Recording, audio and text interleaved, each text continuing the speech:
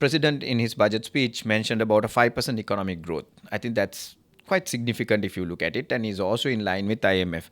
But what does it mean for you and me, our general consumer, for all Sri Lankans? How does it impact? What does it mean to them? Gamika, if you take last year, we saw again somewhere around 5% of GDP growth. However, that year, the year 2024, you could say is coming off a sort of a low base. So though you saw a lot of economic growth, it didn't really translate to the grassroots levels of the community. Now we've come a long way from there, and if you take a couple of months ago, in order to accelerate the business activity and for this growth to translate down towards the lower segments of society, we also saw sort of a rate cut that the central bank implemented now 4 months from there on. In this budget, we see a lot of social welfare spending coming in.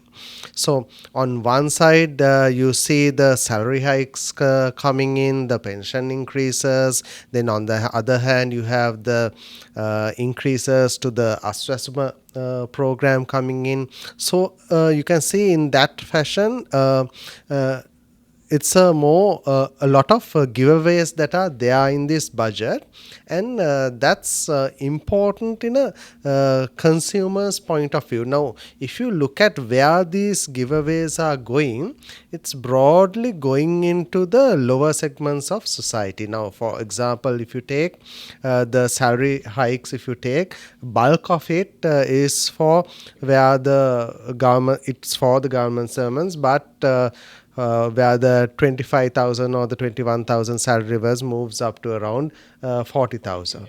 Yeah. So like that, the pension increases that are coming in, and then even the Aswasuma program is for the lower segments also.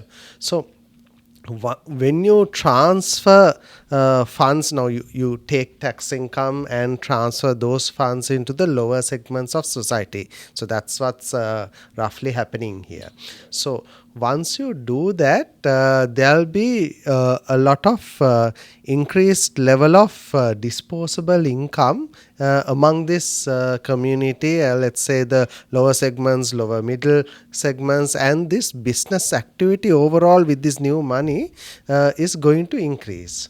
Right. So what automatically happens is then there is going to be a bit more spending coming in the economy. Right. So with that, you will see that the economy that was sort of stagnant, starting to spiral again, and the business activity sort of expand in a let's say somewhat of a rapid pace because of this translation happening. So there are risks in it as well, but on the positive side of it, when that business activity expansion happens, GDP growth is also likely to expand beyond sometimes beyond the expected. So on a normal sense, we were looking at somewhere around 3 to 4% of GDP growth coming off the 5% because we are now not in that level and we are not off a low base, and we were expecting a more stable growth outlook. Now with this, what is happening is, remember that last month we had a electricity tariff cut as well. So there's a lot of activity that was done pre-budget as well. So that also again increases this household income levels.